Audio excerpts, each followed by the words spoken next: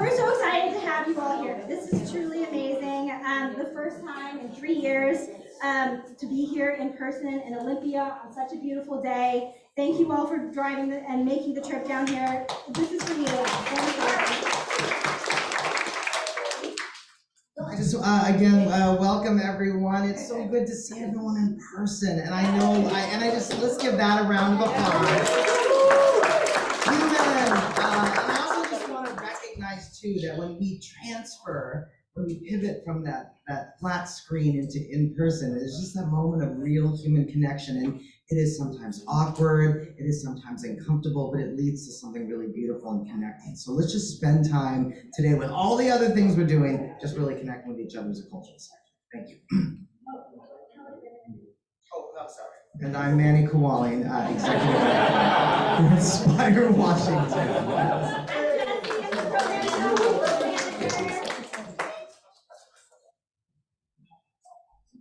Hi everyone, I'm Madeline. I'm the outreach coordinator. You've probably received 5 million emails from me. It's nice to see all of you in person and put some names to faces, and I think this is going to be a great day.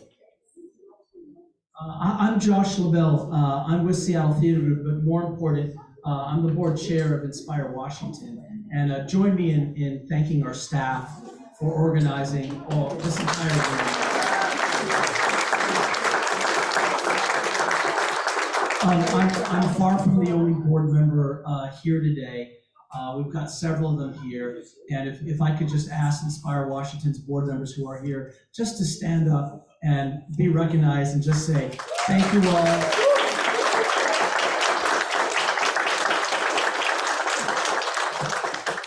Very much, want to echo Manny's comments about the importance of gathering once again in person here. This is the first time since the shutdown that we've been able to gather. This is the first time in 3 years we've been able to do this. And I think that there's some pretty incredible priorities that all of us are advocating for today and through the rest of the week.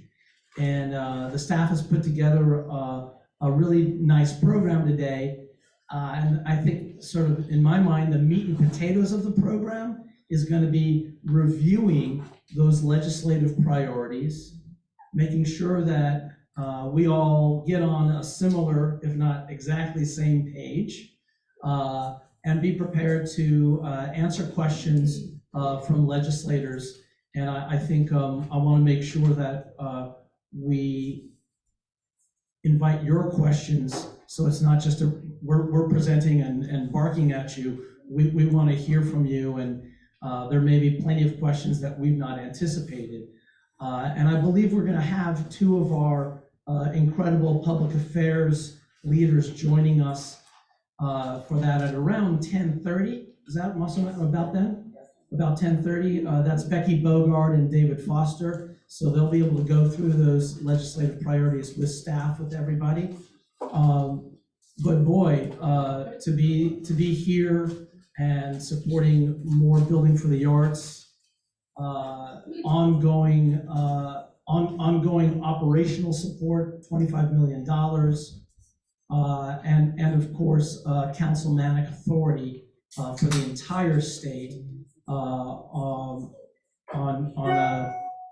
cultural access. Thank you, Manny. Feels to me like the three biggies. And last session, it was a home run. We achieved a lot together with Manny's leadership and Becky Bogard's leadership. And I'm really hopeful that we'll repeat and keep making progress, because Washington State needs to become a top 10 funded state for arts, culture, heritage, and science.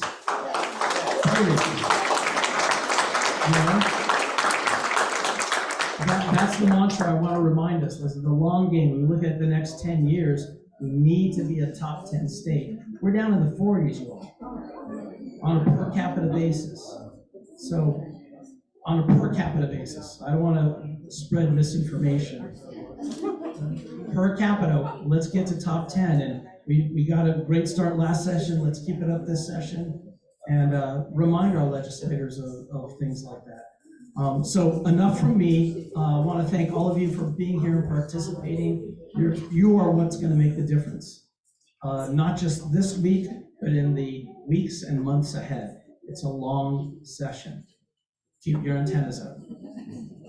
Back to staff. Thank you, Josh. Before I introduce our first speaker, just a few housekeeping things. We have this room all day.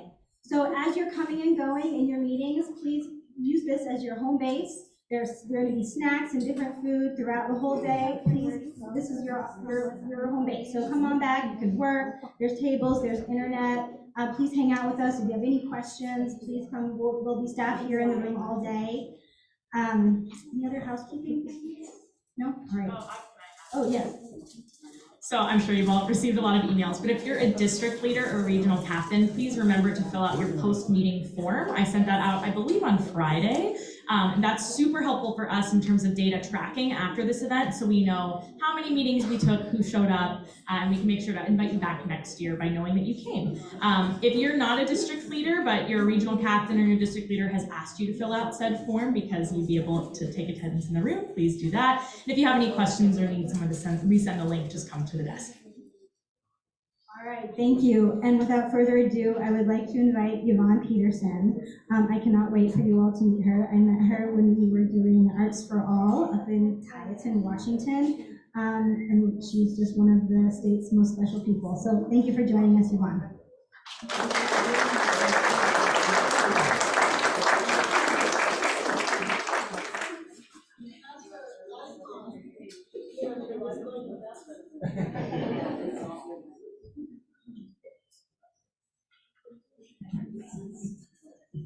I need to mention that my husband would enjoy this meeting because he always says the agenda is a suggestion because we've already used up my time.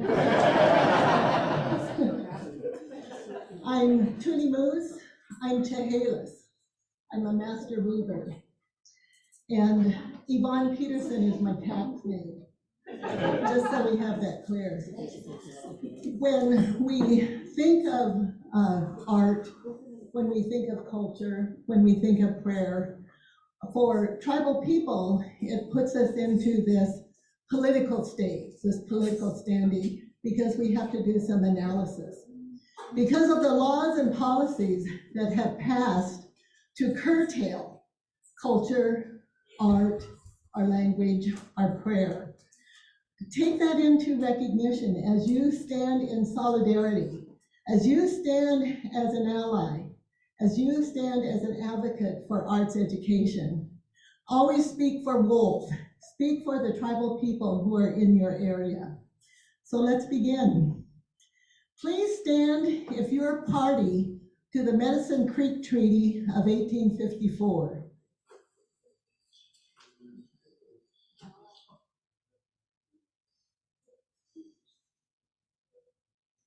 Thank you. See what erasure has done? Who was your representative in 1854 for the treaty negotiation of Medicine Creek Treaty? Governor Stevens. That's why you would stand. Your party, your descendants of the representatives who stood on that cold, hail, sleet, morning, and week when the treaty was negotiated. That's erasure for you within public school. So if you're committed to an arts program that impacts youth, but also impacts your age group, impacts the elders, we need to blend in history, political science, the nature of politics within our arts program. We use the word reclaiming Indigenous art because that's the work for us, is to reclaim. When I think of land acknowledgements, let's look at our icon. So you're looking at this, you pulled it up, it's on your shirt, it's on your tag. For each of these areas, name the tribal people that are along these dotted areas. So from Eastern Washington, name the tribes. Name the tribes that you are here in solidarity with, that you are advocating for, within the bill that you are watching, within the historical museum that you claim residence and affiliation to. So from the north, from Nooksack and Lummi, name the tribes as you come to Olympia. From the coast, name the tribes as you come to Olympia. From the Vancouver area, name the tribes as you come to this area. Can you name at least one? And if you can't name 30+ tribes that are the original inhabitants of the state of Washington, that's erasure. That's what has occurred in our public schools. And it's going to get worse. Think of all the banned books you already know of. That's what we're coming to in terms of art. We have to stand stronger in terms of reclaiming indigenous arts because of the political nature of laws and policies. So in terms of land acknowledgement, I stand as your representative. So on the one hand, the irony, you ask an Indian to do the land acknowledgement on behalf of non-Indians who have come here to regroup and do governance with our state legislature. It actually is the visitor, the non-Indian who comes to this area should be acknowledging the territory that you have entered and are asking permission, and then tell us what you bring. So the Medicine Creek tribes, specifically Nisqually and Squaxin Island, but when you think of Tumwater Falls, think of all the tribal people who came here to barter, to trade, to exchange, to storytell, to get the kinds of medicine and songs and food that we normally would not get because we could come here. So talk about negotiations, talk about representation and advocacy and standing in solidarity. We are recreating an act that this area is rich for. So in terms of land acknowledgement, we come with songs, we come with medicine, we come with young people. So on the canoe journey, this is what we would say. I have marriageable pullers. I have marriageable canoe captains, canoe skippers. And I also want them to meet your marriageable, because it is in solidarity that we then have rights to each other's territory. Because my relatives, of course, would want to go to their home territories and vice versa. So land acknowledgement is that. What have you identified that you are bringing to this meeting in representation and in solidarity of the tribal kids, the tribal youth, the tribal people that you are coming from to do some advocacy work regarding arts here in Olympia? So on the one hand, I am your speaker. On the other hand, I'm also welcoming you as a Chehalis member and as a descendant of the master weavers who would have come to this area to share our wealth. I'm I think on the W-9 it says sole proprietor. I'm the sole proprietor of the Hazel Pete Institute of Chehalis Basketry. But this is a proclamation of the work of Hazel Pete. And during her lifetime, and this is the 20-year anniversary of her passing, and for the people and friends of Hazel Pete, it's as if yesterday. Every day, her comments come back to us. She worked with docents at the old Washington State Capitol Museum. And it would have been a crowd like this, elder white women. And on the day that she brought two Chehalis elders, Maggie Ben and Harriet Pete Bob, she looked out into the room, and one of the husbands was in the back. And this is what Hazel Pete said: 3 chairs.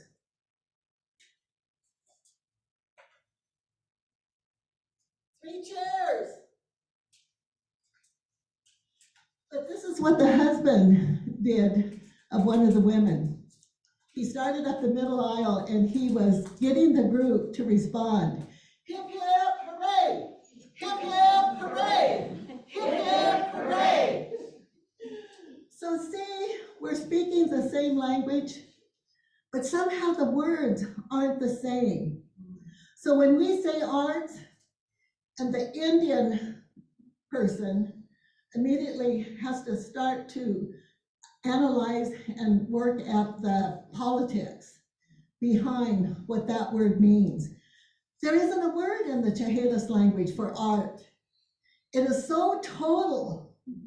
It is so 24/7. You walk with art. You prayer in ceremony, which is art. The basket icons are done in prayer and therefore in art. So see the trouble with the English language? We're using the same words. We have to make sure that we mean the same thing. In closing, and I have so many other things to say, I also want to share with you this word that gets used, touchstone. And this is what a touchstone is: a word, a symbol, an image, an object, a guiding principle that reminds us of our interconnectedness to each other and sets the standard of our behavior as we move toward the ongoing development of our relationships and our work. I also value that it is this. It's the gesture. We see so many non-Indians using this gesture because tribal people at their closing will raise their hands. At the closing of protocol and ceremony, they will raise their hands. And we see our non-Indians match that gesture. Do you know what you're committing to? Do you know what you're committing to? Do you know what you proclaim publicly? All that I have, all that I own, all the stories, all the prayers, all the leadership. Ask, and I will share it with you. Ask, and we become one. We can become in solidarity to a unified work, which is our work here today. So yes, continue to offer to others this motion, this gesture of solidarity. It also can be evocable. When there's a speaker in a tribal gathering, all across the room you'll hear, in it. See, that usually makes the Indians laugh because our elders would tell us, oh, don't say that. That's dialect. We're trying to rid ourselves. We're moving to good English. English that our non-Indian friends speak. But it also can be when tribal people say, aho, speak my words. See, all of us won't get to the microphone. All of us won't have our hand acknowledged when we're on Zoom. So we nod to the person who has just spoken. Speak my words. Aho. Continue. Because our thought is there, our work is there, and so through our leadership, we're also asking them to speak my words. I value that we're here today in person. I'm putting the face to the name, and I look forward to the work. I do want to say that this is my 40th year at the Evergreen State College.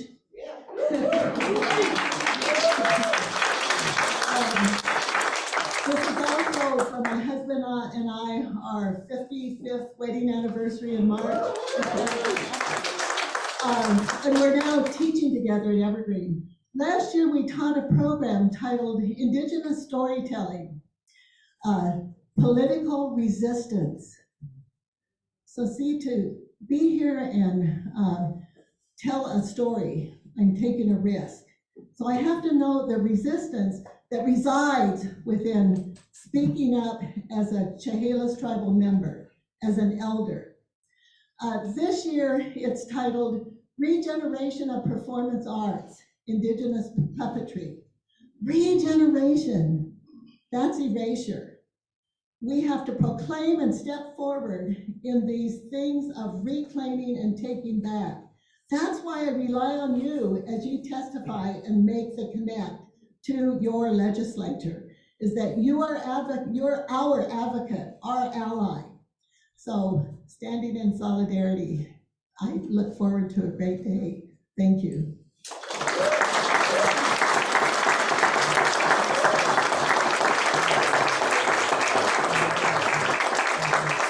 Thank you, Yvonne. I'd like to welcome Mary on. She's going to lead us in a prayer here. Again, cultural code switching. So in most people's way, when you ask someone to give a prayer, they come up and you just say a prayer. But that's not our way. Our way involves more. One of the things that I have to do is introduce myself to you. My name is Mary Gugatayo Hagen. I'm Tsimshian from the island of Metlakatla in Southeast Alaska, from the island of Sitka, and also the Tlingit people, that's my father's people.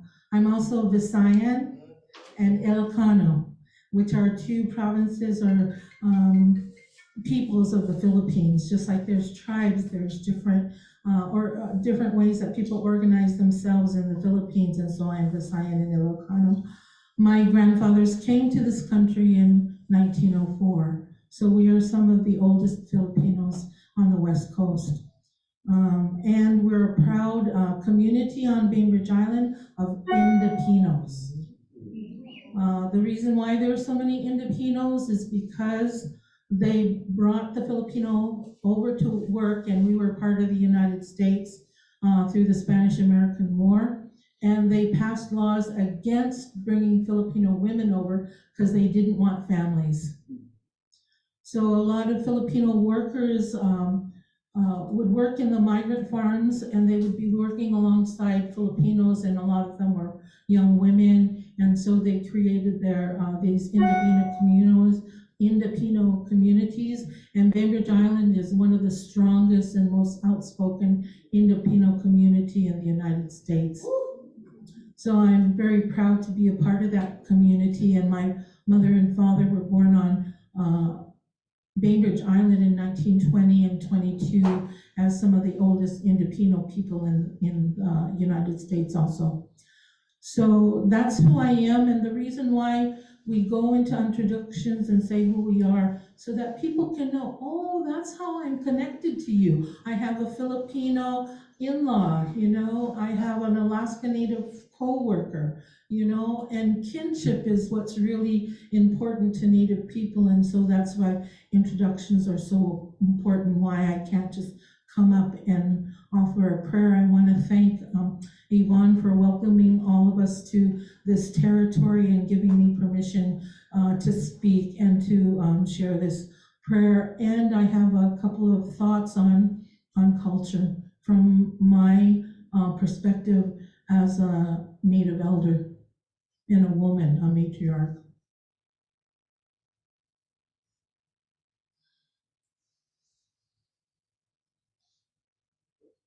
I know everybody is aware of the disparaging condition for American Indians in North and South America. And I was sharing with Yvonne a little bit earlier that, it said show up for culture. Culture is a dangerous word for American Indians. Our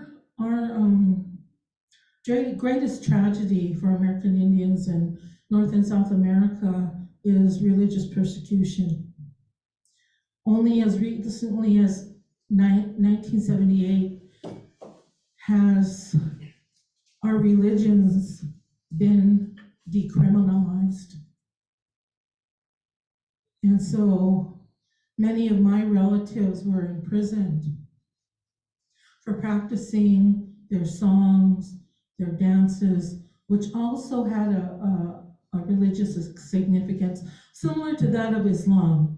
Islam, government and religion is one thing, and so everything is spiritual, including your government and everything else. And for Native people, that was also true. When they criminalized our religion, they stripped us of our infrastructure to function as Native people. I don't know, I go to this movie reference in Black Panther. And, you know, that young person shows up to destroy Wakanda, right, and become the king. And that CIA agent goes, oh yeah, he was trained to go in and destroy governments. He named all the things that you do to destroy a government. And I went, oh my God, that's everything that they've done to American Indians? That's what they've done. Tribes and tribal names are a colonized identity. We weren't tribes before. We were people, and we were nations. And we had souls. And your identity comes from your soul, and so your culture comes from your soul and how you connect to the universe and express the beauty and bounty of the universe and Creator and Buddha and Krishna and Moses, how you express their teachings. I believe, like from this book, Love, Power, and Justice, that culture comes from your spiritual identity, your true self. That's why it feels so wonderful. Culture feels so wonderful because it comes from your soul and your true identity. And this word culture, kind of academia, scholarly, you know, mind to what something that comes from your soul. So that I don't have to talk about my culture because it takes my soul out of the expression of my art and my heritage and my sciences. And I come here today as a matriarch and an elder to share my perspective with you so that we elevate culture to a part of the divine universal expression of humanity and not keep it in an academic mindset or even the mind and heart connected, because beyond the mind and the heart is the eternal soul that comes to this reality to spend a time to walk a journey together before we go on to our next reality that doesn't have a body but has an immortal identity that continues on when this part of us returns to the ground. We get to take our culture with us because it's a part of our soul. When you make your culture divine and a part of the soul, it travels with you. And our people are oppressed by racism. And the origin of racism is that some systems, European systems, decided because of greed and materialism to oppress people of color. And what they denied them was their soul. They said because people of color don't have a soul, they're not human. And when I get to practice my true identity and celebrate the universe through art and heritage and science, every time I get to do that, I get to reclaim who I am as an Indigenous person. And this is the message I'm bringing to you and to my people, to reclaim your soul. 500 years of internalized racism is why you see collateral violence in so many communities of color. So I really want to applaud what you guys are doing. Show up for culture, but I don't want you to show up for academic culture. I want you to show up for the divine culture. that emanates from your soul.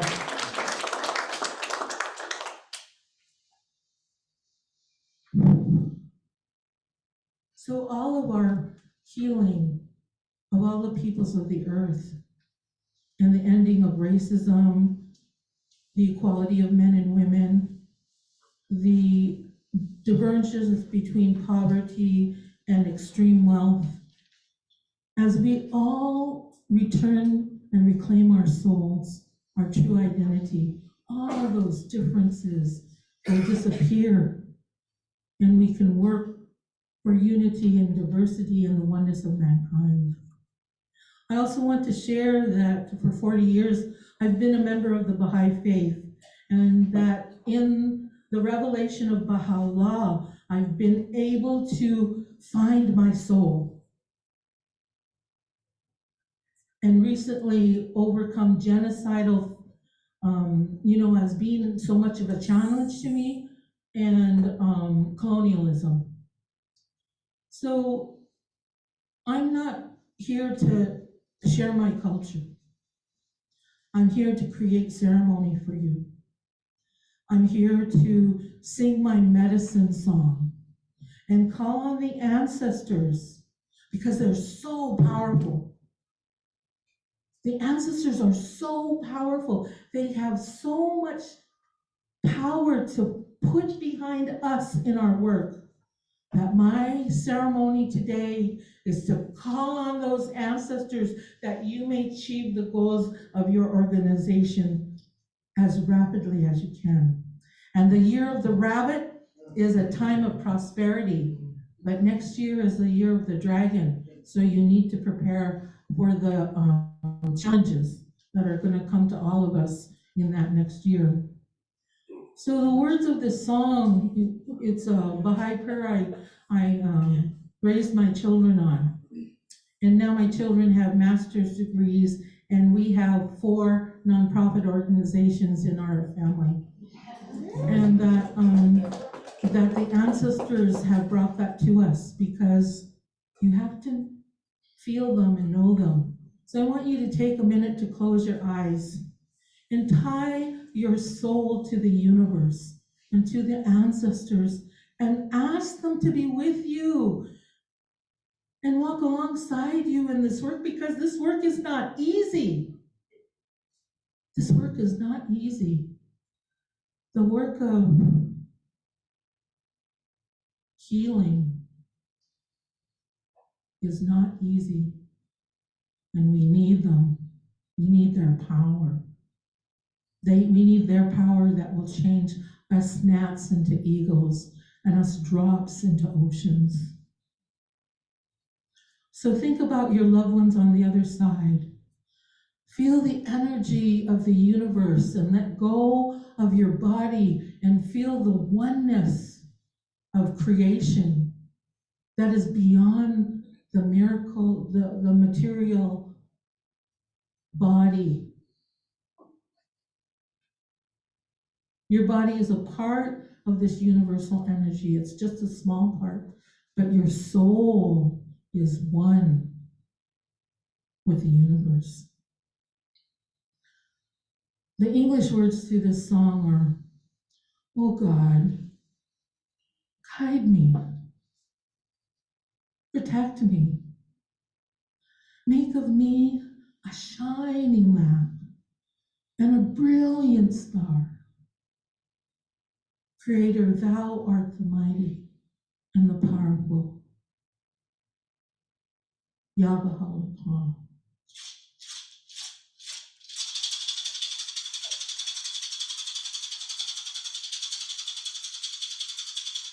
To the ancestors, I'm using the rattle to bring them into this room with us. Onaguari, Onaguari, Onaguari, Onaguari, Daki Usam Dumpty, Shashu Welchum, Lausi, Aishu Guarpen, the Alsi.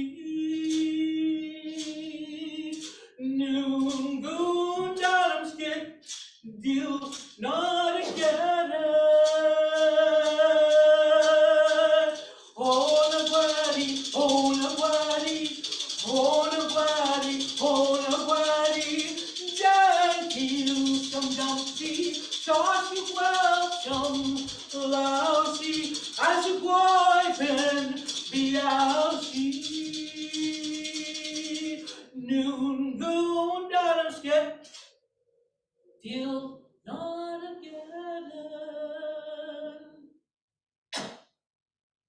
On the guari, on the guari, on the guari.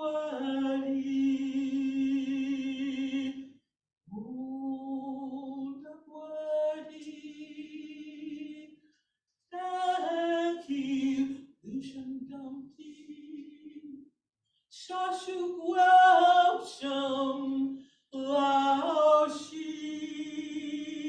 Adashuk Waipen Biashi Noon Goon Dadams get till not again on a wadi ho.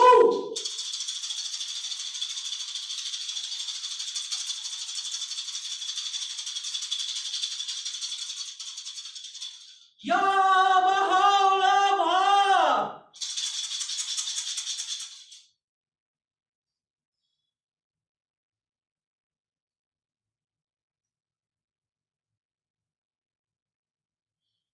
Goodness, you show noble people for allowing me this space in your day today. Thank you.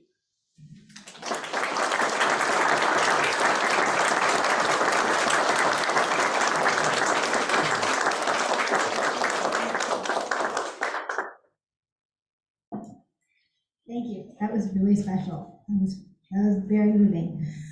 I would like to introduce, we have some amazing performers from the arts and cultural sector across the state that we would like to welcome to perform. We are here, after all, to celebrate arts, heritage, and science, and what better to do that with actual people who do arts, heritage, and science. So I would like to introduce my very good friend, MJ Jurgensen, who's going to do a fun mashup for us.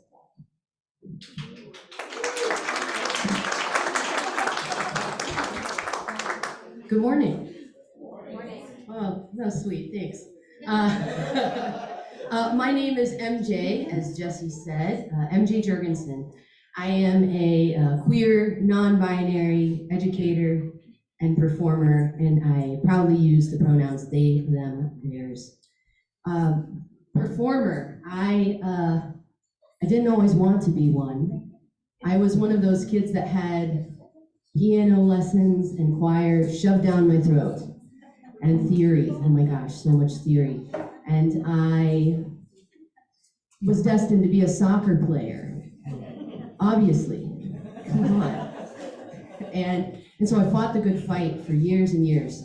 And it wasn't until as a young 16-year-old, I had my ankle reconstructed and then subsequently also tore my knee that I thought, man, I guess I'll try out for the school play. Yep. So I got cast as Jan in Grease, and so Grease, the musical, if you can believe it, is my big buy-in to theater. And from there, I was about 17 years old, 16, 17 years old, and I didn't have a lot of time. I thought, I think I want to go to college for the arts in some capacity, and I did a lot of work and was lucky enough to go to Oklahoma City University, to get a degree in acting, but I left there thinking, I don't really do musicals anymore, and that was sort of the message that I got. The first professional gig I booked out of college was at a regional dinner theater in Virginia. Big bucks, big bucks. And thanks Erica.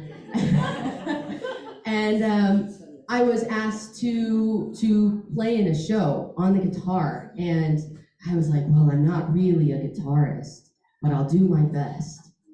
And I did my best. And a couple weeks later, we were working on another show, and the music director approached me and said, I need you to play ukulele in this show. And we're gonna perform this song in 45 minutes and I need you to play it on the ukulele. And I said, I don't play the ukulele. I don't play it, I barely play the guitar. What do you mean? And she put a ukulele in my hands and said, just try. And so I tried. And this began a long sequence for me of having someone really important in my life, came to be really important in my life, put an instrument in my hands and say, give it a try. And I stand before you today, someone who plays quite a lot of instruments and also has had the pleasure of working professionally in musical theater all over Seattle and all over the country. But it was those special people that I'm thinking of today that put an instrument in my hands or gave me the script or gave me the crayon and said, you can color, you can play this instrument, you can go do a show. And that led me to today and believing those people and not believing the other ones. So for my 20s, because of all these instruments, I ended up in a lot of what the industry calls jukebox musicals. So these are shows where actors are also playing instruments. They're often a lot of songs that you know from a lot of artists that you know.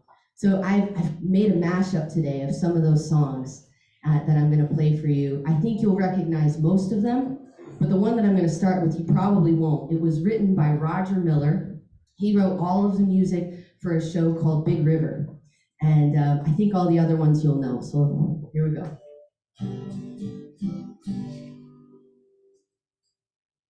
That's my mouth. Here we go. I am waiting for the light to shine. I am waiting for the light to shine. I have lived in darkness for so long. I am waiting for the light to shine. All my love, all of my kissing, you don't know what you've been missing, oh boy. Oh, when you're with me, oh boy. Oh, the world can see that you were meant for me. All my life, I've been waiting. Tonight there'll be no hesitating, no boy. Oh, when you're with me, oh boy. Oh, the world can see that you were meant for me. Stars appear and shadows are falling. You can hear my heart a-calling. A little bit of love makes everything alright. I'm gonna sing my baby tonight. All my love, all of my kissing. You don't know what you've been missing, no boy. Oh, when you're with me, oh boy. Oh, when the world can see that you were meant for me. Baby, let me be your loving teddy bear. Put that chain around my neck and lead me anywhere. Oh, let me be your teddy bear. Well, that's alright, mama. That's alright with you. That's alright, mama. Just anywhere you do. That's alright. That's alright.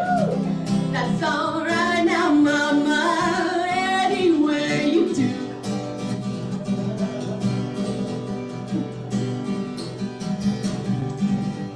Love is a burning thing, and it makes a fiery ring.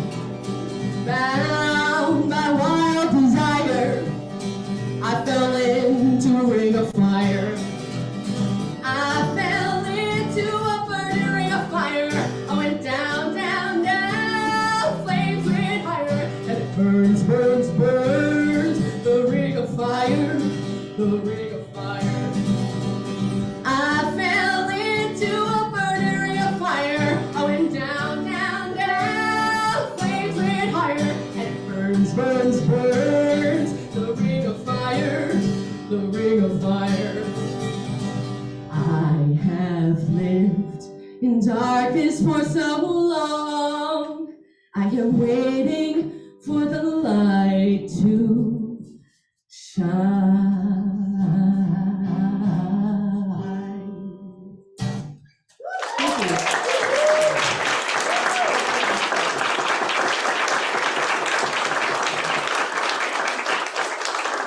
So fun. I'd like to introduce our next performer, Denise Shields.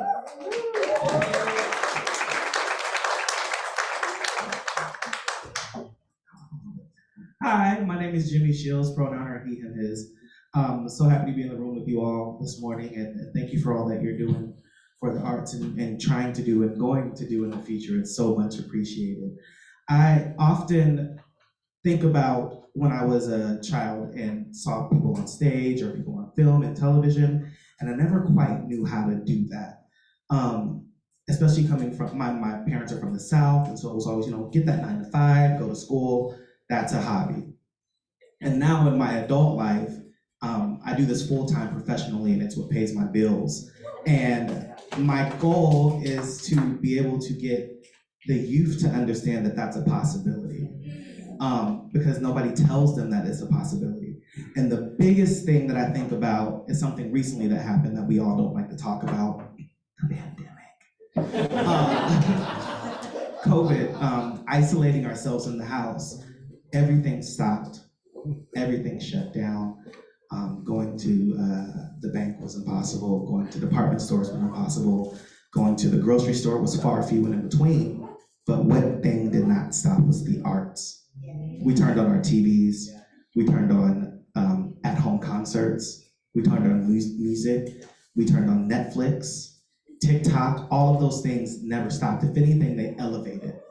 And I don't want to speak for the artists in the room, but I think that COVID was one of the most lucrative times because there was work on our laptops that we could do. We could Zoom, and we could be in multiple places at once and do all of the things, and we thrived. And now that we're kind of coming out of the pandemic, I don't want people to forget that. Don't forget about us. You're still going to concerts. You're still going to plays. If you weren't before, you're going now. And so we have to keep that alive and keep that open, especially for the kids, because they need to know that when they get up there, they don't have to go do a job that they don't love. They get to do the job that they love, just like a lawyer that loves to go to work, just like a doctor that loves to go to work, just like a politician that loves to go to work. Artists should be able to go to work and do what they love just the same.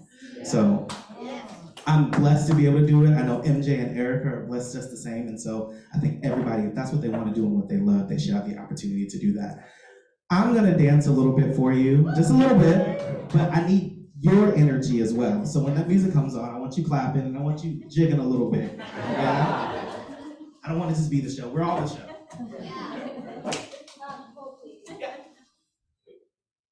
Spoiler alert, we are gonna be dancing to Footloose. You can get up and stretch right now if you need to. It's okay, I won't judge you. It's all good.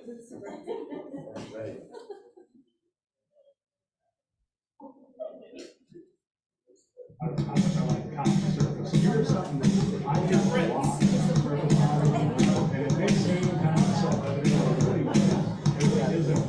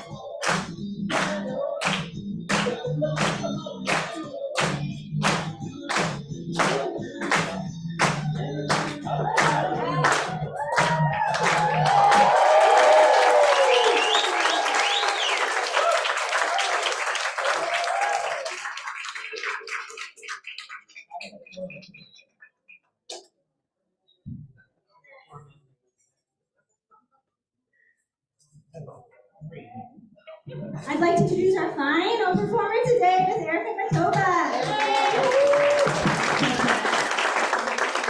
Hi everyone, my name is Erica Matova. I am an artist in Washington. I'm based in Seattle. I'm many things: actor, singer, performer. I also like to embroider and alter my clothes. So any sort of creative thing, artistic thing, I love it. So there's a little change of plans for my song. I thought I was going to get up here and sing a musical theater song. If anyone knows Sister Act, I was going to sing a song from that. But it felt very me singing a song that I think I sound good on and singing it all for you. But when I got here, Jesse and I thought that maybe we could do some sort of karaoke group song together to kind of hype us up. But before I get all into that, I wanted to share a little about, Jesse asked me to share a personal story about how to connect with my life. The arts is my life. But one thing that I wanted to share is that my partner and I traveled to a small town that he lived in for a while outside of Washington recently. And while we were driving around the town and they were pointing things out about where they grew up, I saw, oh my gosh, there's a little theater troupe here. That's so amazing. This is such a small town. I think it's so small, it's actually a village. It's not classified as a town. And I was like, wow, a theater group, that's so awesome. And he mentioned, yeah, it's so cool, but you know, when I was growing up, those things would only stick around for a year or two, and then they would get out of the town because there wasn't the funding and there wasn't the support, and they just couldn't sustain themselves. And so we got talking, and I'm such an empathetic person, and I was like, wow, that's so terrible. Where if I grew up in this place and I'm so connected to the arts and I knew I wanted to perform, like I remember watching commercials when I was younger and being like, wow, that's so cool. I want to be in a commercial and be an actor. So I was like dying to be in a Macy's commercial, but anyway. But I knew that's what I wanted to do from a very, very young age. And so I was just imagining myself growing up in an area that did not have that. And so I was like, wow, I would have just not been able to do what I do and what I live for and what I need to do. And then when I got to an age where I could do that, I would have to leave my community to go find the art and find theater and find my passion and my life. And that just was so sad to think about. But it made me so thankful that I grew up in Washington, and I went to Fife School District. My parents lived kind of in the Auburn area, and I was able to go to every single dance class I wanted to. Our library had like readers theater, so I would do readers theater there, put on little plays, after school programs, and just going to the public parks, and they had singers there or performers there, and over the summer and summer camps, just every single thing that I had access to, and doing all those things that now I'm living my dream life as a performer, and I'm so happy, and I'm connected and immersed in my community, and I didn't have to leave my community to go find those things. So I feel very inspired to be here because, yes, I want us to continue supporting the arts and funding those things and investing in our community so those people in our community can invest back and they don't have to leave to go find those things that bring them their joy and bring them their happiness. So I'm super excited to be here. Jesse and I did some brainstorming about what song we could sing. I don't know if you all have heard of Don't Stop Believin'. I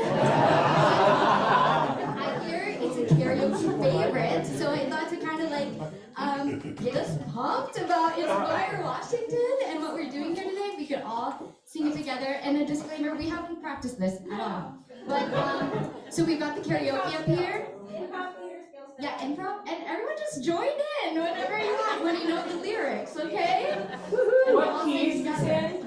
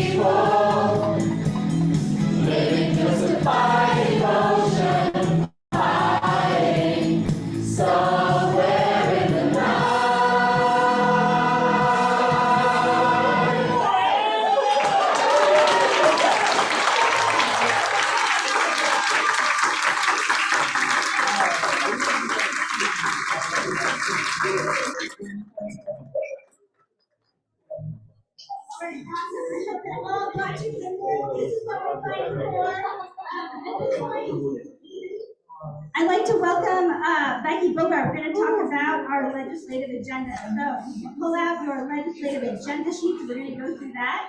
And take questions. Oh, great. The Legal Foster is here as well.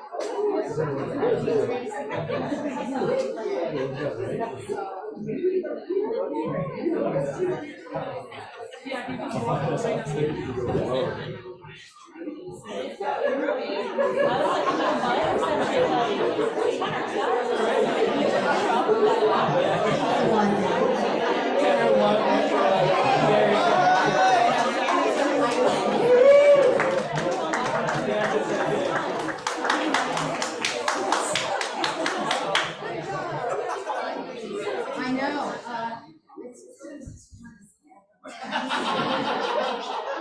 I'm kind of going to be boring, but you just hang in there and talk a little bit about what you're here to do today, which is talk to your legislators about some of our priority issues. I'm going to share the podium with David Foster. The two of us work on your behalf in Olympia and meeting with senators and members all the time. And there's a lot of love for the arts here. We just have to translate it into making them make sure they do some things for us. So first of all, I want to talk a little bit about House Bill 1575. 1575 is the bill that makes it so cultural access programs can be adopted council mandated. Why is this important? I mean, we've had this cultural access bill on the book since 2015. But we've only had two places adopted, and part of it,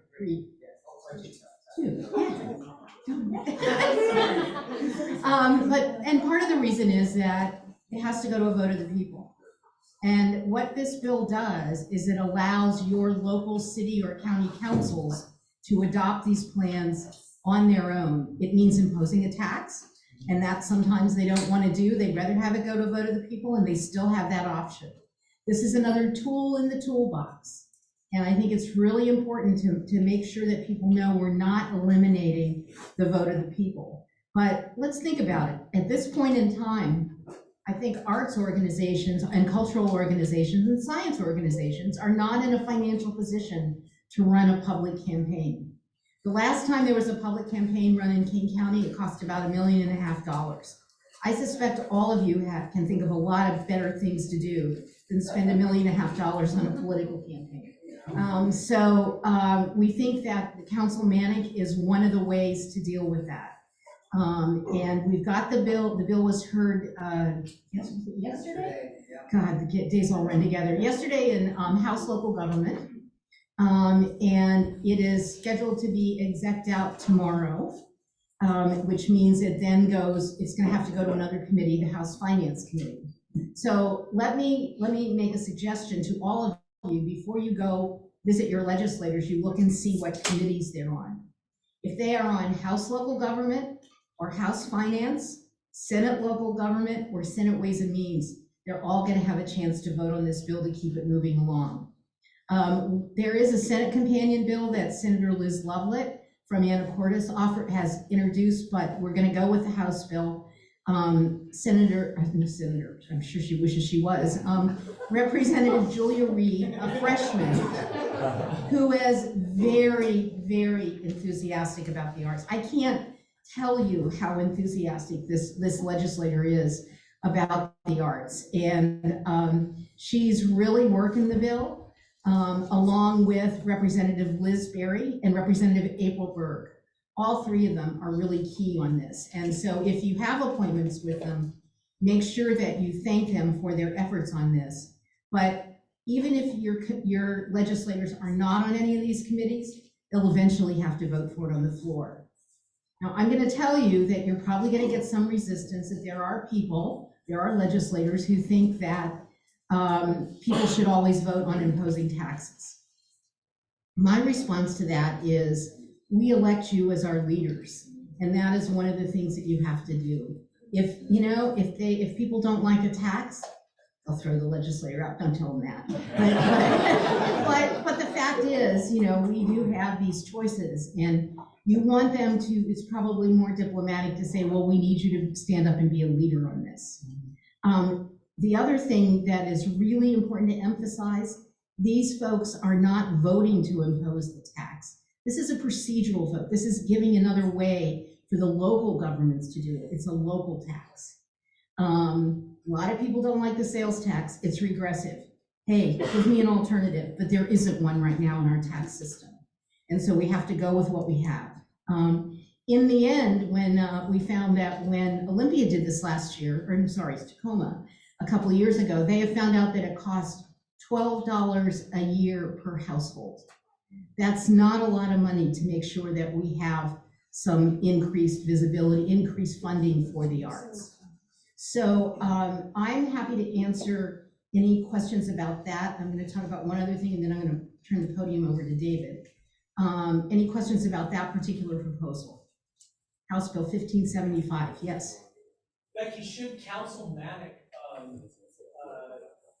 authority happen, I'm curious if it would give the local governments the ability of voting on it and combining it with another piece of legislation that a tax may be renewing, they want to increase its breadth, something kind of related. Is that at all possible? I think it depends on their local ordinance rules. If an ordinance only has to have one subject, probably not. But if they can combine something, but remember, when they do a cultural access ordinance, it has more than just a tax in it. It will have details of the program. And so for that reason, it's probably not likely to include other things. But it, you know, there's creative ways to write legislation. Michael. Thanks. Could you tell everybody what Councilmanic means that your county commission, your city council, any of those legislative governing bodies of your local government could vote on this. They don't have to go to a vote of the people. Now, having said that, a lot of local governments have ways that if some of the citizens don't like a particular ordinance, they can take it to the ballot, just as we can at the state level. That doesn't happen nearly as often at the local level, but it can. So another question back here. Hey Becky, can we use that $12 as an average number, such a swallowable number? Is that? It's such a swallowable number. I mean, like people. Yeah, I think it's an average number that, you know, Tacoma funded it to the 0.1% level. And because what this does is it allows an additional 0.1% in sales tax. So sales tax in your jurisdiction is 8.4, it would go up to 8.5. Or you could do a property tax everywhere except King County. It's what we pay for parking. Yeah, and wait until you get those tickets from the city of Olympia. Trust me, they'll come. But you know, it's a pretty simple bill, and those people who are on the local government committee really understand what councilmanic means, and it means that they can do this without having to go to the people. Okay. So I'm going to talk briefly about another program that we did as kind of a pilot this year. And this is from Liz Berry, Representative Liz Berry. I think the two representatives from the 36 have a competition to see who can support the arts most, which is okay with me. But she recognized, this is kind of how things started. She told me that she wanted to do something dramatic to help the arts, and she lives in she represents the 36th Seattle Center. Think about all the arts organizations there. So we gathered a group together, and what she decided she wanted to do was get recommendations for what are called local capital projects, and these are in the capital budget. And every legislator gets an opportunity to offer up a local capital project or projects in their district. This is sometimes called, in political terms, pork, but in this case, it's your pork, and you should be really happy about it. So several organizations that were there came back with proposals in the less than $500,000 range for projects to help them take care of some of the capital needs that were, that they couldn't take care of during the pandemic because they didn't have any money, and they still don't have any money. So for instance, there's a theater in Seattle that has a hole in its roof. And if they don't fix the hole, every time it rains, they can't use the theater. So it's that kind of a project that we're looking at. We have a list of about a dozen. We're gonna see how it goes. But what Representative Berry has done is she's taken this list and she's gone to the people in the districts where these particular projects are and getting them to sponsor them. So they're hopefully gonna be about a dozen in the capital budget when it comes out. Most of the time, these local capital projects are accepted by the greater legislative body without a lot of comment. If this works, we're gonna try to do this again. Probably there'll be limited availability next year because it's a supplemental budget year. But after that, we may have an opportunity to do some more of these. So any questions about that right now? Yes. You mentioned a dozen projects. Does that mean that there is a potential for a $6 million? No, it's not a grant. They go to the individual projects. For $6 million total expense. Not all of them are $500,000, but yeah. And you know, I almost don't tell your legislators I said this, but if you have a meeting with your legislators and you know that you have something in your organization and they're from your district that they might be able to fund, don't hesitate to mention it to them. The deadline for submitting these is next Friday, a week from Friday. Okay, so I'm gonna ask David to talk about hopefully a big chunk of money we're gonna get, and as well as Building for the Arts. Thank you, everybody. David Foster. I'm another contract lobbyist who works in the arts, heritage, science, cultural sector with Becky and Manny. They tell me what to do, and hopefully I can do it correctly. Thank you all for coming down today, first of all, and for the work you're doing, not just this week, but for the pre-session and throughout the session, because for us, it's extremely important to have people visit with their legislators, talk to their legislators, and convey the importance of these different pieces that we're talking about, and of course, whatever it is you're talking about, in addition to some of these dollar figures.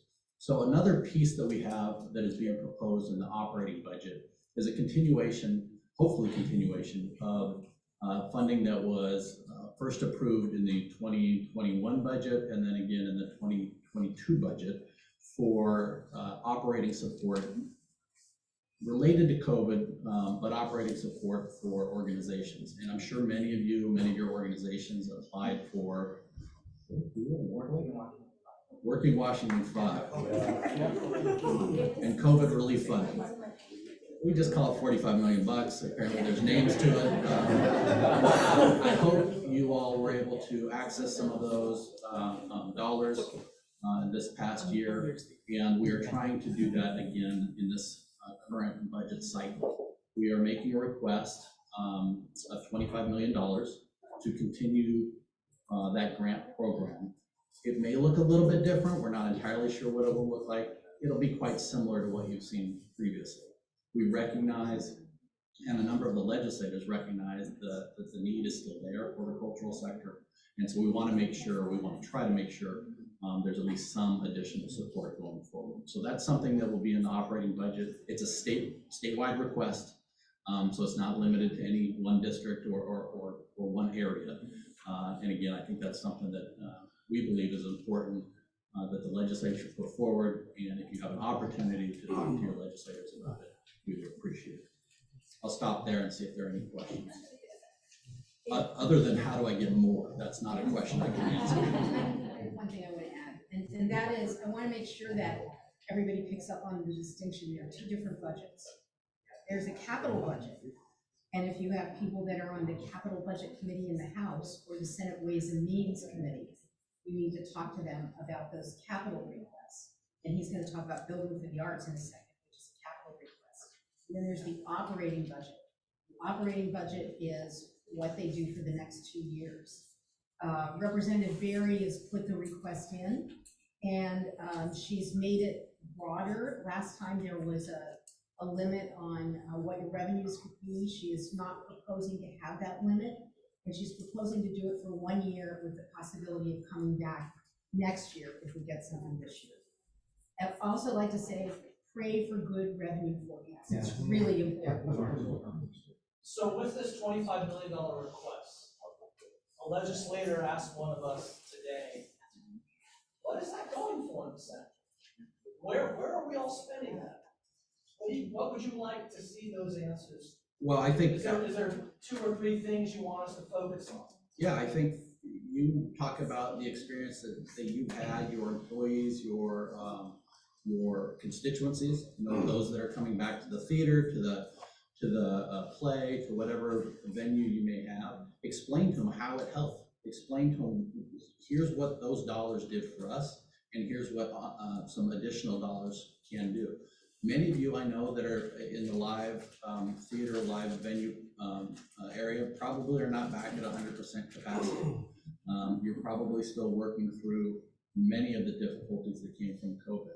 And we understand that's not going to end this year. That's going to go on and on for some time. And so talk specifically about what it is that is happening in your site, in your community, and how those dollars were beneficial, and in turn, how they will continue to be beneficial. So enabling us to continue to navigate a volatile environment, something like that? Absolutely, absolutely. And how it helps the fabric of the community. How are you helping kids? How are you helping seniors? How are you helping middle-aged people like me? Just middle-aged? Yeah. Sadly, starting to roll downhill here soon. But that's really I think that's the message. And I know that's a little general from my perspective, it's general, but you have the ability to give that message to the legislators in a way that I don't think Becky and I can. We can talk about the general need, you guys can talk about the specific need, and when you're talking to your local legislators, they will know a specific site, they will know a specific theater, they will know a specific museum, right? And if they don't, make sure you're informing them of it and then inviting them to come visit. One thing. I want to kind of address a little bit of a tension in the room. There's one of the most wonderful things about our job is that when we win and we secure funding, that is a great feeling because we serve all of you. One of the downsides is once that funding becomes a program, we don't get to decide how that program is often facilitated, the rules, right? Working Washington 5, we know the vast majority of organizations that were eligible received significant funding, but I also want to recognize that there was some federal guidance in the actual distribution of those funds. Maybe you're one of the organizations that have, I see nodding, I've taken your calls and I'm with you on this, that were not able to apply because you had a legitimate extension of your tax return. I just want to say about this new funding does not come from the American Rescue Plan. It is not federal dollars, and those rules will not be in this program, okay? So those issues from the past will not be the same here. I just want to make sure you know that, because of course we are encouraging you to advocate for funds that you will be able to receive, okay? The other piece that I've been asked to talk about is Building for the Arts and some of the cultural programs that are in place already. Many of you are probably familiar with Building for the Arts. Many of you have probably accessed funding through that, as well as the Heritage Program. Those are two programs that are run every other year, starting in the winter and spring of the even numbered years, and then the legislature takes up the requests in the odd number years and budget years, such as right now, and then funding becomes available. It's a lengthy application and process, probably very painful for many of you, and I know it does take time. I heard you. But it can be very positive as well. And so what we've seen this year with some changes actually, and thank you for the work that you did last year, pushing these changes, we saw related to Building for the Arts, two things. One, and I think most importantly, an increase in the state match. We went from a 20% match to a 33% match. They didn't change the dollar amounts or the cap. It's still capped at $2 million per project or phase, as I would like to say, because you can go back a couple times, or 33%, whatever is the lowest. So that has been beneficial. I'll get to that in a moment. And then the second piece that the legislature changed last year was bumping the whole program amount from a $12 million program cap to an $18 million program cap. So we bumped it by 50%.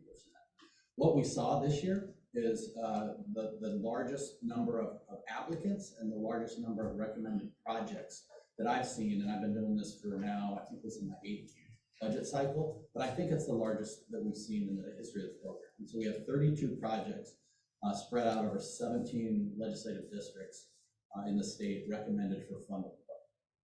The governor, for better or worse, put in money a little over $12 million, 12 of the 18, that funded 16 projects. So we are going around to legislators talking about the importance of building for the arts, talking about the need to fully fund building for the arts at the $18 million mark. And that in turn will fully fund 32 projects that have gone through the process, the vetting process, the application, et cetera. Being on the list in the governor's budget does not mean you're on the list in the legislative budget. So if you have a project that's number one, I'm asking legislators that have that project for their support. If you're bottom of the list, ranked number 32, I'm asking legislators for their support and everybody in between. So Building for the Arts is one of the programs. The Heritage Program is the other one. I'd be perfectly candid, I'm not as familiar with the Heritage Program. I think it was fully funded in the governor's budget. $10 million, and those are smaller grants, and there's usually more overall projects, and I think that was in the 30-something range as well. So the Heritage Program, similar in many respects to Building for the Arts, another area that people can access grants every other year from the state budget. So with that, I'll stop and see if there are any questions. In reviewing some of the barriers to the access for diversity, equity, and inclusion, because your application is quite extensive. Painful. How has your committee reviewed some of the ways? Because we don't want to create barriers for diverse communities and cultures to be able to access some of the funds or the support for their organization. So have they reviewed any of those processes, the application process? Yeah, that's a very good question, and I don't know the answer to that. I'm oddly enough, I'm on the back end when the projects are recommended. That's where I come in. I do think Department of Commerce, I will say this, I think their staff is tremendous when it comes to helping people try to apply for these grants and many, many others. They run a lot of grant programs. I think it's something that we should bring up. We should ask, when is the last time there was a true review? We made the changes 2 years ago. We worked for the changes 2 years ago. Those are strictly dollars related.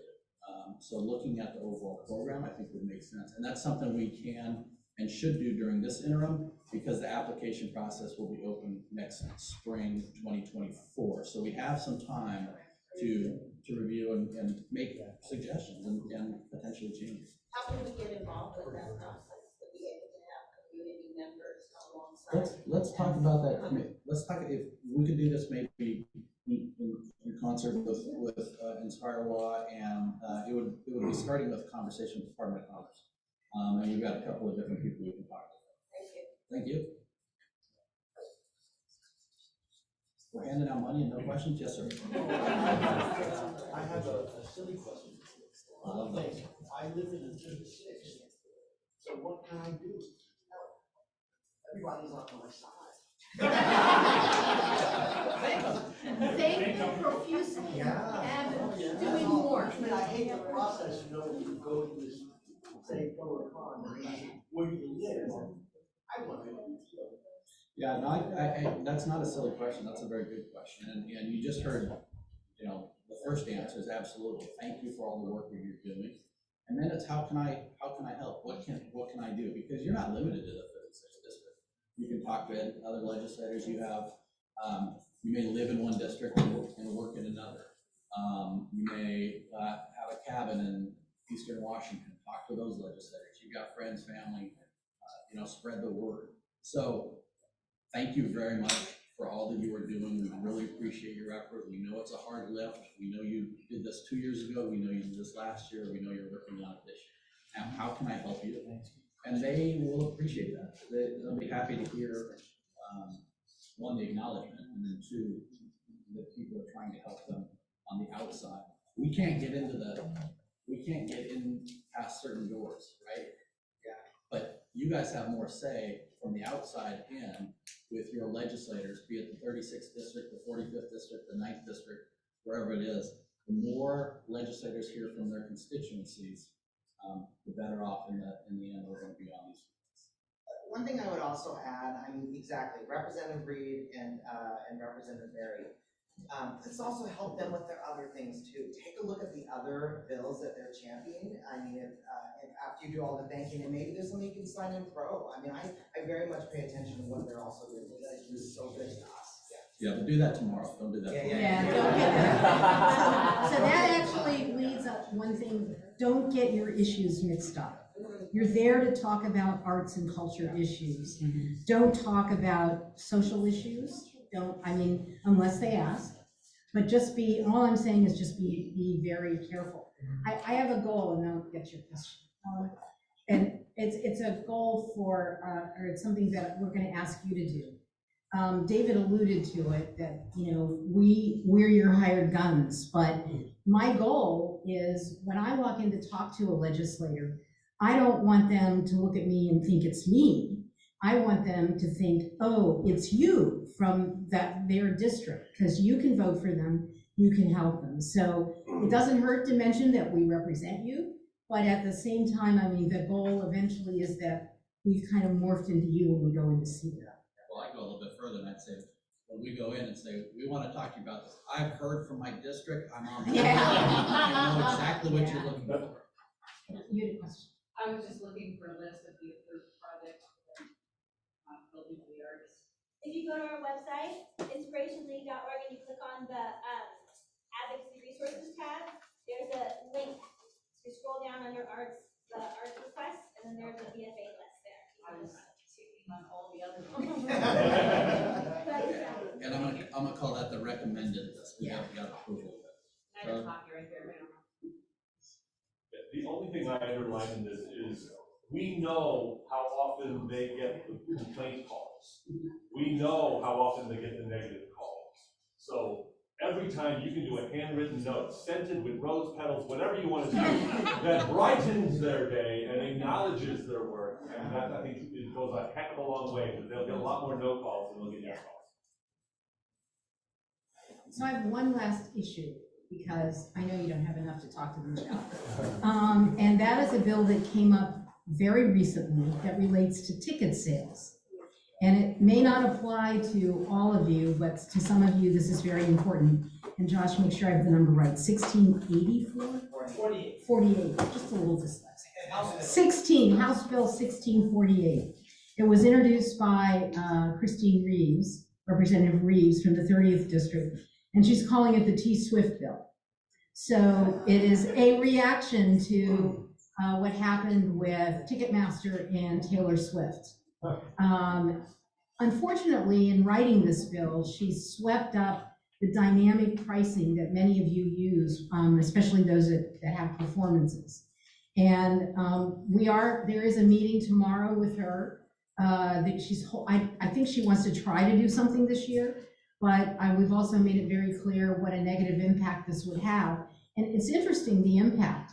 It's not just on your being able to raise your ticket prices, but what about those lower price tickets that you do? Some things like that there may be consequences in this bill for that. So if you have a chance to tell your legislators to be careful of this bill, we'd appreciate it. And any feedback you get on it, that'd be nice too. Josh, is there anything else you want to say about that? Not really. Okay. It's a confusing one for sure. I think there's some good intention in the bill. Yeah. To really kind of look out for Washington consumers and help people not get fooled and have to go to StubHub and pay $2,500 for a Bruce Springsteen ticket. But the focus is so broad that I think there could be unintended consequences that we want to ask that they be careful of. Maybe the only thing that I'll add is using bots is already illegal in our state. And that's one of the things that is causing a lot of these ticket issues. And for whatever reason, we're not enforcing the bot law very well. The state is. The state is. Nobody in our country really is. I'm not sure how enforceable it is, so I don't know how to solve this.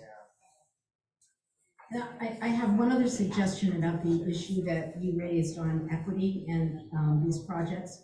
Last year, a new office was formed called the Office of Equity. And they are looking at programs and through an equity lens to, kind of help make sure that there is a fulfillment. Okay, anything else? Great, thank you. Have a good time with your legislators. Thank you. We are so lucky to have such great ground game here in the Olympia, and I just really want to draw on something really quickly.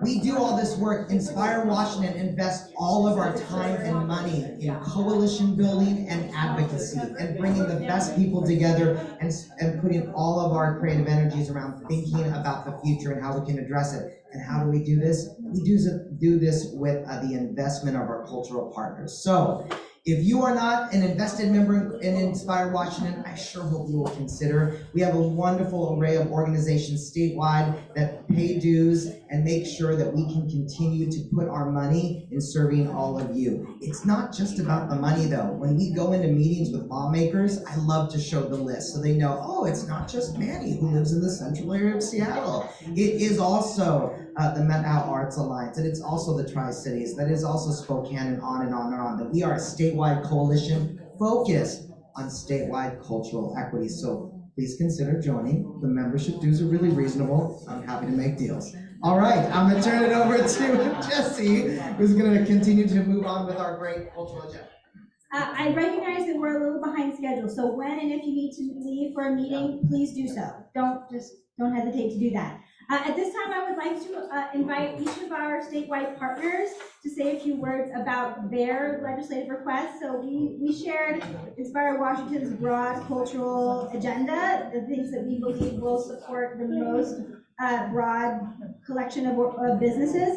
But of course, ArtsWA, Humanities Washington, Washington Trust, all of our other statewide partners have their own specific requests that we want to support. And for those of you who also want to support them, we want to be able to offer that chance for you to hear from them specifically. So I'd like to invite ArtsWA. Are you still here? Yes. Oh, sorry. Great.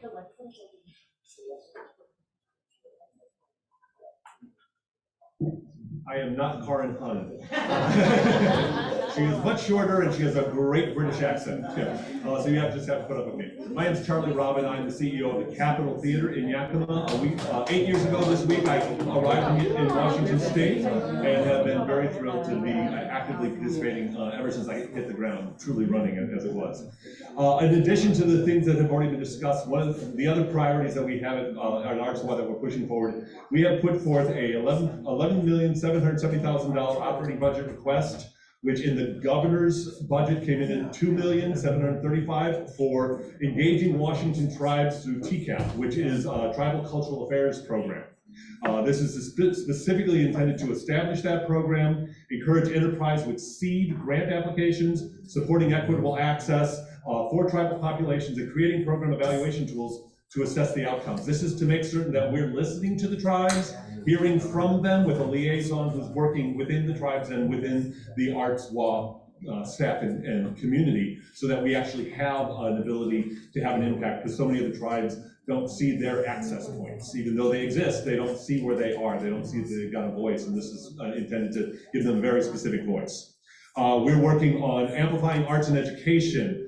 We had a $1,484,330 operating budget request, which in the governor's budget was provided for $174,000. So this is to increase the allotment for arts and education grants, sustain research to track arts learning and access, and to expand access to the art and culture career pathways. Really extraordinary opportunities, things that are happening in the arts and education that I highly recommend you take a look at. Lots going on in a variety of programs, apprenticeships, and reaching out into areas that really are otherwise underserved.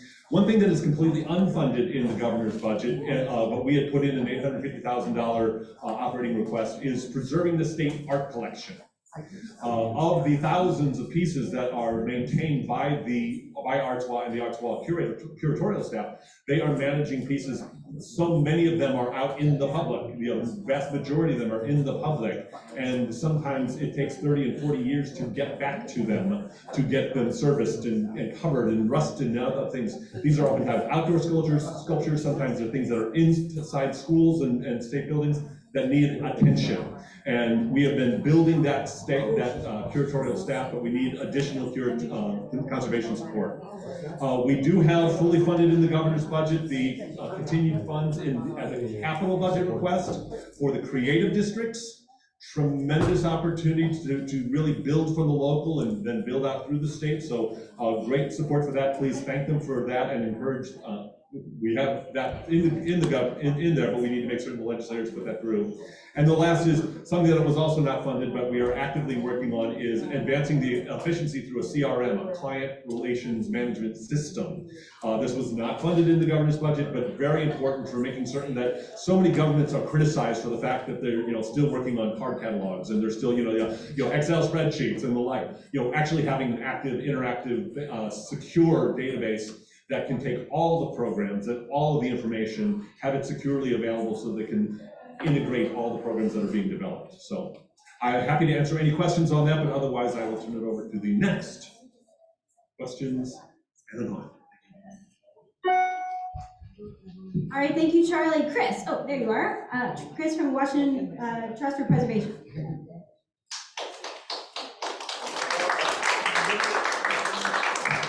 Hey all, thanks very much for being here, and thanks to Inspire Washington for including these in your legislative asks this year. I'm Chris Moore, I'm the Executive Director with the Washington Trust for Historic Preservation. We are a statewide advocacy group that supports historic and cultural resources across the state. So we have some specific agency connected requests that I just want to go over quickly with you. I won't spend a lot of time because in some ways they're programs that are similar to some of the ones you've heard already from David and Becky. But I wanted to start by first noting there are 4 capital grant programs that are housed within the Department of Archaeology and Historic Preservation. They are resource-specific programs to help support rehabilitation of our historic county courthouses across the state. There are 33 of our 39 counties, 33 historic county courthouses, and they are all of them in need of critical support for the long-term preservation. This program has been actually in the legislature since the 05-07 biennium, so it's got a really good track record. We want to continue that. Similarly, a grant program for heritage barns. And I won't go into detail about the state's Heritage Barn program, but there are over 800 designated heritage barns in the agency's program across the state. These grants help support the preservation of those, especially those that remain in continued agricultural use, as a real connection to our state's rural and agricultural history. The third one is a historic cemetery program to help preserve those. Really, we have over 3,000 registered cemeteries that are historic across the state. These can be from some of the big ones you see, like an evergreen cemetery, to small pioneer, or in some cases, we've had grants that have gone out to tribal cemeteries as well. So this is a program that helps continue to fund those and do really key kind of maintenance and interpretation projects around them. And then the fourth one is brand new as of this current biennium, and that's the Historic Theater Grant Program, which was great. This came out of COVID and the importance of theaters. We knew that they all had to shut and lost operating dollars, But the flip side of that is if you can't operate, you also don't have any revenue to keep the building up. And if you can't keep the building preserved and keep the building operational, even when you open your doors again, how's that going to help you? So it started off very small. There was $300,000 in this biennium. So we want to see that grow. There's a sheet back there that I ask all of you to pick up. It outlines the asks. It's $1 million to continue the barn program, $515,000 for both the cemetery and the theater program. If funds are allocated, then a grant application round will occur later this year where we'll go out and seek applications. Courthouses are a little different. There's already a vetted list of 10 courthouse projects for about $4.6 million is what we're asking for, is what the agency requested. The governor's proposed budget includes funding for all 4 programs, so that's the key thing to remember. All 4 of these programs are in the governor's budget. For courthouses, the amount requested is about half of what the agency asked for. It would fund the first 5 projects on the list at about $2.4 million. We're asking for the full list of 10 to be funded at that level of about $4.6 million. So that is on the capital side. The other one I'll mention quickly, and Jay, I don't know, you guys are probably going to talk about this as well, but the Heritage Capital Projects Fund, Dave mentioned it earlier. This is a program of the Washington State Historical Society. 28 projects recommended to receive $10 million in funding. It's fully funded in the governor's proposed budget. It's a postcard in the back that shows the 28 projects. There's a coalition of all 28 working to support full funding as well. I know a couple folks are here today also, which is great. Excuse me, just another capital budget request, again, to the Washington State Historical Society. And then the one operating request that we want people to be aware of is back to the Department of Archaeology and Historic Preservation, and it is specific to the state's Main Street program. The Washington State Main Street program serves 72 communities throughout the state, and it's housed, again, in Department of Archaeology and Historic Preservation. The request is for $700,000 above maintenance level funding to keep that program running. The request is in the governor's operating budget. This is on the operating side. So again, that importance of being in the already in the budget. What we're really trying to get across to folks is this increase is not really an increase. It would simply sustain the current levels of funding that are in place right now. So agencies have what's called a maintenance level of funding, and that supports their kind of baseline budget. Main Street had been getting a certain amount of money from that maintenance level.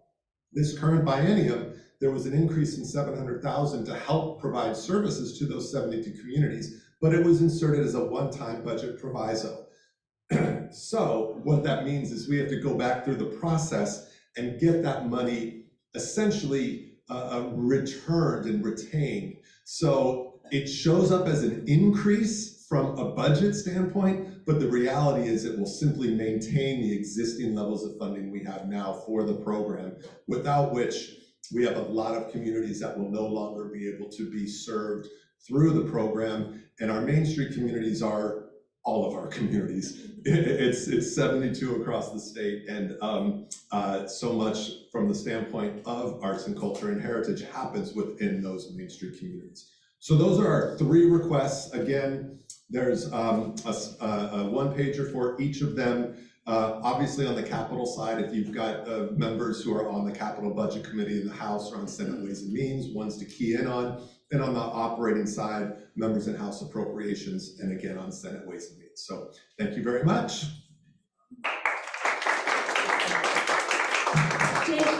Jay, would you like to come up and just tag on to that, the rest of the historical requests?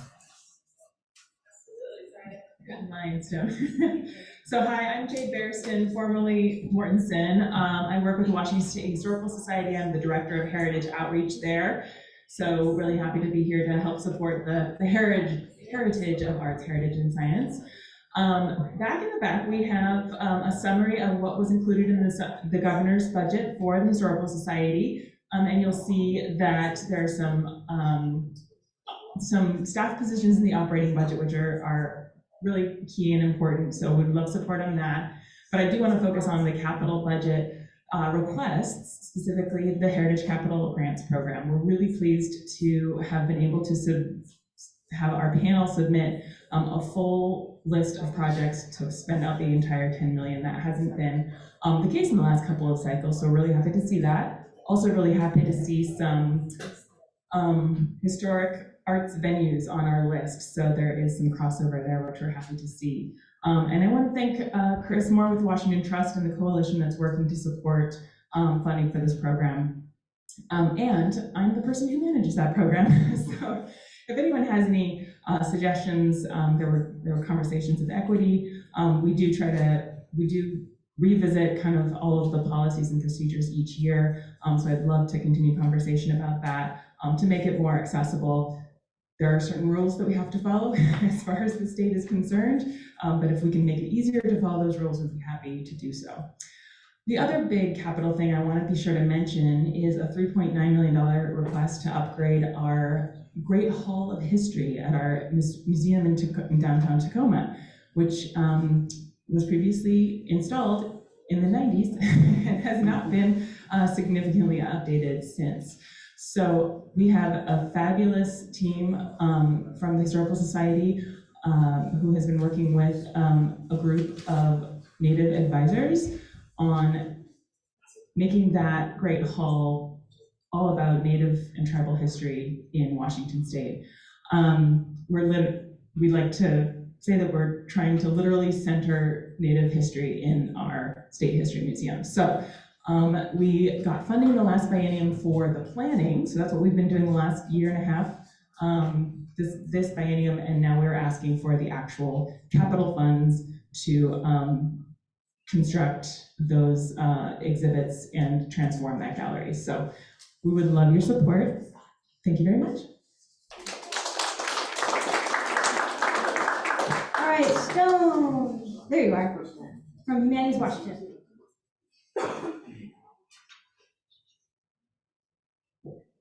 Hello, everyone. Yeah, really grateful to be here and grateful for your support over the past few years for Humanities Washington, and looking forward to supporting our joint causes over the next few days. If you don't know Humanities Washington, our mission is to create spaces to open minds and bridge divides, and we're trying to reach every corner of our state, all 39 counties. A couple of ways we try to achieve that mission, a couple of programs, I should say. The first is Speakers Bureau. This is probably the program most people in this room are most familiar with. This is our roster of over 30 experts. They're experts in history, local and national, and civil rights, politics, journalism, various artistic expressions. And this is a vetted roster, I should say. We spend a lot of time making sure that these are true experts, but also extremely capable of leading a productive, fruitful conversation in communities across the state. They travel the state, all 39 counties, as I mentioned. They're free to the public, and often for our museum, library, nonprofit partners, they're free to put on. We cover the speaking fees, we cover the travel costs. Really want to make this program easy for our partners, both financially and logistically. So we're asking over the biennium for $275,000. That helps us with accessibility on a few fronts. The first is providing ASL interpretation for a greater number of our events. We also want to provide more travel stipends so our speakers can reach more corners of our state more easily. And we also want to raise our speaking fees for our speakers, give them a raise for the first time since 2007. So that's really important to us. So we hope you'll help us do that. The second program I want to talk about is Primetime Family Reading. I think you might agree we're in somewhat of an educational emergency in the context of the pandemic. In 2022, 42% of our fourth graders could not read at reading level. And I don't think it's overstating to say that's tragic, that's sad, that's horrible. So we want to remedy that. Our answer to that is Primetime Family Reading. This is a reading program for the entire family. It takes place over 6 weeks, 90-minute sessions. Dinner is provided at their local library, school, museum. And it's not just story time. It's a deep discussion that kiddos get to have with their entire families, their parents, their siblings, grandparents, caregivers. And what's really important is that this is a really well-evidenced program. There's so many studies, and you can see in the one sheet some of the stats, but 95% of participants report increased reading scores, going to the library more, a lifelong relationship with books, with libraries, with their communities, and even a deeper relationship with their own families. Transformational program. Last year, we received $1 million in the supplemental budget for 1 year to basically build the foundations of this program and reach 5,000 individuals. We are on track. We're hoping this, over the next biennium, to continue that work, to build on that foundation. So we're asking for $500,000 per year, so $1 million over the biennium, over the next 2 years, I should say. I know we're short on time. If you have questions, maybe I can take it. I'll hang out if you want to come talk to me. And if you want these programs to come to your communities, we'd love to work with you. So come chat with me. I'll give you my card, and we'll get you all set up with a speaker or a primetime family reading series. Thanks very much. Appreciate it. All right, and last but not least, Washington Museum Association. Brad or Katie, are you still here? Brad is just right here. You guys just right here.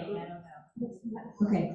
Well, just quickly, I can talk about it. Or if you want to come up? No, I'll let you. Okay. All right. Washington Museum Association are one of our closest partners, and they're really excited to put forth a request for $200,000 to continue their Museum Connects program. In the last legislative session, they got $100,000 thanks to Wilcox as well as our advocacy efforts. And they're doing a statewide survey of all of the museums across the state. So prior to this, WAMA had thought that maybe there was about 600 museums in the state. They are now starting the survey and now are close to 1,000. So it's really great work. It's really awesome to know. Oh, there's Brad. I started talking about Museum Connects program and how this last year, the survey so much.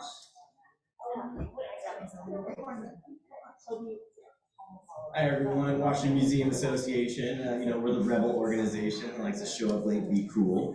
So anyways, Museums Connect is an amazing initiative. We were able to work with Inspire Washington last year to connect with JT Wilcox, one of the representatives, and put forward this project and get the first year funding of $100,000 to really create something that our entire industry needs, which is a basic survey, which is absolutely incredible. You think, that we want to go and do a lot of outreach and really deep dive, but just giving phone name or numbers, names, information about organizations is just so key. And so WAMA, with that $100,000, we've been able to hire our first staff member, Kristen Heidenthal, and she went and in November developed all the logistics running up to how we were going to execute the survey, the questions that we were going to present, and just started to develop lists because the State Historical Society, Inspire Washington, WAMA, regional groups, we all had lists and were aware of so many organizations, but no one had ever coalesced those all into one single place. And so